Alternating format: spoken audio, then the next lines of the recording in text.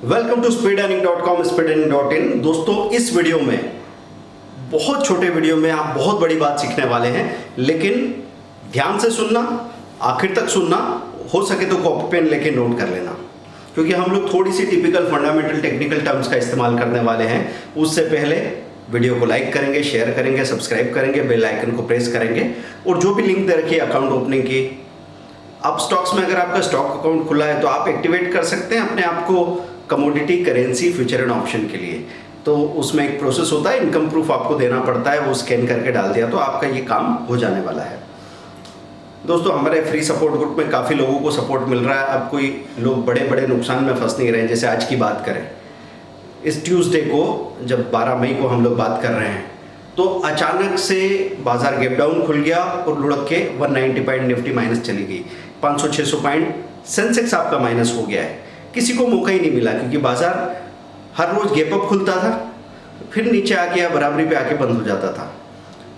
अब अचानक से बाजार गैप डाउन खुला और लुढ़क के नीचे चला गया।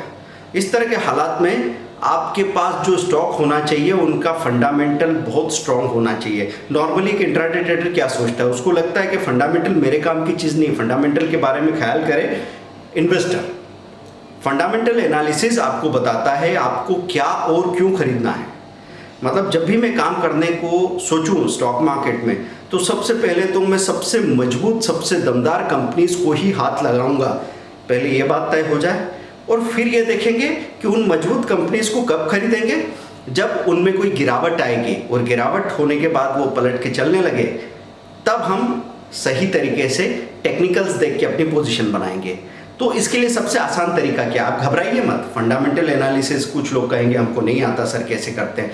टेक्निकल एनालिसिस ये बताता है व्हेन टू बाय, कब एंट्री करना है, कब एग्जिट करना है, ये चार्ट से पता लगता है। पर मैं आपके लिए काम इतना आसान बना देता हूं कि आप आराम से एक अच्छा काम कर पाएंगे। इसके लिए हम लोग क्या करेंगे, एक टेक्निकल टर्म यूज करेंगे, गोल्डन क्रॉस। गोल्डन क्रॉस में एक 50 दिन के मूविंग एवरेज को 200 दिन का मूविंग एवरेज जब क्रॉस करता है तो वो गोल्डन क्रॉस कहलाता है। ये एक बहुत स्ट्रॉन्ग टेक्निकल इंडिकेटर है। अब इस टेक्निकल इंडिकेटर में जाके हम फंडामेंटल स्क्रीनर्स को लगाने वाले हैं। तो फंडामेंटल में बहुत सारी बातें आएंगी।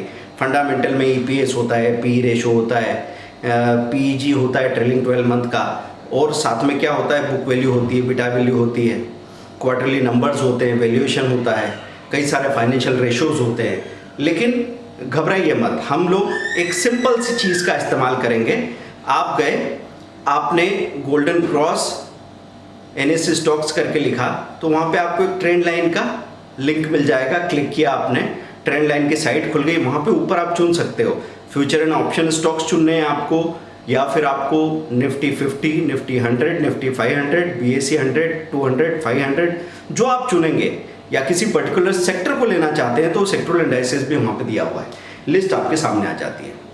अब लिस्ट सामने आने के बाद कौन सी दो चीज़ें हमको खास तौर से देखनी है, तो हम लोग क्या करेंगे, हम लोग देखेंगे यहाँ पे एक आसान सी चीज़ कि आप फंडामेंटल में गए और आपने वहाँ पे नेट प्रॉफिट वाला कॉलम क्लिक किया, तो आप उसके इनकम वाले उसको क्लिक करते हैं तो सामने वहाँ पे आपको दिखता है कि net profit quarter on quarter growth जिसमें आया है। अब वहाँ पे एक लंबी लिस्ट हो सकती है, उसमें हो सकता है 100 स्टॉक्स हों, 200 हो सकते हैं, या एनएससी निफ्टी 500 कर रहे हैं, 500 स्टॉक की बात हो रही है। लेकिन बाजू में जो ट्राइंगल बने हुए हैं ना, एरो बने हुए, उस पर क्लिक कीजिए तो वो डिक्रीजिंग ऑर्डर में हो जाएगा। मतलब सबसे ज़्यादा प्रॉफिट जिसमें आया है क्वार्टर में, वो स्टॉक सामने आ जाएंगे। तो आप क्या करेंगे, उन टॉप 10 स्टॉक्स का नाम नोट कर लेंगे, उनको लेके रख लीजिए। अब हम दूसरी चीज़ क्या देखेंगे, हम देखेंगे बुक वैल्यू। बुक वैल्यू में हम ये देखेंगे कि बुक वैल्यू किसी स्टॉक को ये बताती है वो महंगा है कि सस्ता है, असली वैल्यूएशन के हिसाब से। तो बुक वैल्यू में समझा दूं क्या चीज़ होती है। आपने देखा कि मार्केट में किसी स्टॉक का प्राइस 500 रुपये चल रहा है, लेकिन उसकी बुक्स के हिसाब से, मतलब जितना भी असेट उसके पास है उसके वैल्यूएशन के हिसाब से एक स्टॉक की कीमत क्या होनी चाहिए। इसका फार्मूला क्या होता है, फार्मूला ये होता है कि पहले जो paid capital plus reserve divided by total number of shares. मतलब एक बार कंपनी ने पैसा जुटाया, जो भी पैसा जुटाया उसके बाद उससे प्रॉफिट बना, प्रॉफिट से डिविडेंड वगैरह बांट के जो बचा हुआ हिस्सा है वो इकट्ठा होता गया, कंपनी की असेट बनती गई। अब इस असेट के हिसाब से हम ये अंदाज़ा लगाएंगे कि अब कंपनी कितनी मजबूत है और शेयर अभी किस भाव पे मिल रहा है। तो इसका कंपैरिजन कैसे होता है, कभी बुक वैल्यू होती है 200 रुपये और मार्केट प्राइस चल रही है 400 रुपये, तो price to book value ratio क्या हो जाएगा 2। बुक वैल्यू 200 है और मार्केट प्राइस 400 है, तो 2 गुना ज़्यादा भाव पे बाजार में स्टॉक बिक रहा है। कहीं कहीं पे आपको ऐसा दिखेगा कि बुक वैल्यू कंपैरेटिवली कम है, कभी कभी ऐसा होगा 500 रुपये का मार्केट में प्राइस चल रहा है और बुक वैल्यू दिख रही है 800 रुपये, तो आपको 0.6% यहाँ पे नजर आएगा कि प्राइस बुक वैल्यू से भी कम चल रही है। इसका मतलब सोना पीतल के भाव मिल रहा है। तो price to book value ratio P/BV ratio ऐसा आपको देखने को मिलेगा। हम यहाँ पे जो बुक वैल्यू वाला कॉलम है वहाँ पे क्लिक करेंगे तो वो इंक्रीजिंग या डिक्रीजिंग ऑर्डर में आ जाएगा। लेकिन बाकी फंडामेंटल पैरामीटर को हम इग्नोर नहीं करेंगे, हम ऐसी चीज़ को देखने की कोशिश करेंगे जिसका नेट प्रॉफिट तो ज़्यादा हो लेकिन price to book value ratio कम दिख रहा हो, कम महंगा मिल रहा हो, अच्छा शेयर कम कीमत में मिल रहा हो। ये सिंपल सी चीज़ देख के हम मार्केट वॉच बना के अगर उसमें काम करना शुरू करते हैं, या चाहे आप स्विंग ट्रेडिंग करो, चाहे आप इसमें इंट्राडे करो। इंट्राडे कैसे करेंगे, एक मार्केट वॉच अच्छे वाले शेयर्स की बना के रख दी। अब अगर आपको वहाँ पे पता लग रहा है कि ये स्टॉक्स में कोई, आप अगर 40 स्टॉक सामने रख के मार्केट वॉच बना के बैठे हो तो आपको दिखेगा कि कोई 3-4 स्टॉक ऐसे जो बिल्कुल अपने हाई के करीब हैं और पलट के उन्होंने भागना शुरू किया है। आप उनकी स्टॉप लॉस बाइंग करेंगे, जैसे ही ट्रेड एक्टिवेट होगा स्टॉप लॉस टेल करेंगे 0.3% से, है ना। 0.3% प्राइस का ये स्टॉप लॉस आप 2 बार इस्तेमाल करने वाले हो।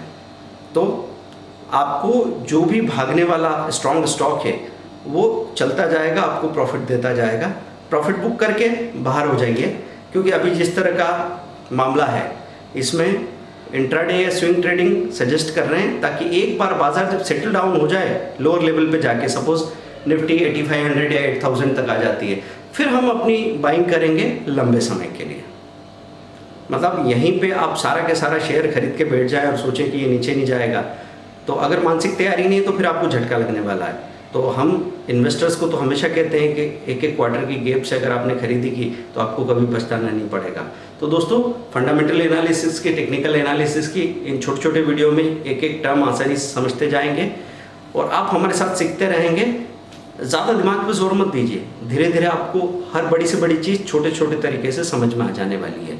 वीडियो कोर्स ज्वाइन कीजिए 5500 में। Thank you, bye.